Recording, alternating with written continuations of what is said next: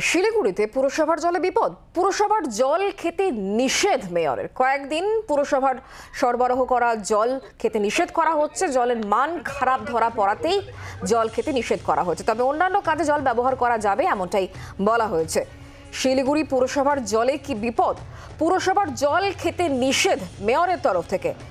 কয়েকদিন পুরসভার সরবরাহ করা জল খেতে নিষেধ করা হয়েছে। জলের মান খারাপ ধরা পড়াতেই এই বিষয়ে বলা হয়েছে, তবে অন্যান্য কাজে জল ব্যবহার করা যাবে, শুধুমাত্র খাওয়ার কথা বারণ করা হয়েছে। মেয়রের বক্তব্য কি শোনাবো। বিওডিটা একটু নর্মাল লেভেলের থেকে বেশি এসছে। এই জলটা মানুষের কাছে যাবে, কিন্তু পানীয় জল হিসেবে ব্যবহার না করার জন্য আমরা বলেছি। আমরা 1 লক্ষ পাউচ মানুষের বাড়িতে বাড়িতে বোরোর থ্রু দিয়ে আমরা পার ডে আমরা দেব। আর আমাদের 26টা ট্যাঙ্ক দুবেলায় 52টা করে ট্রিপ করবে।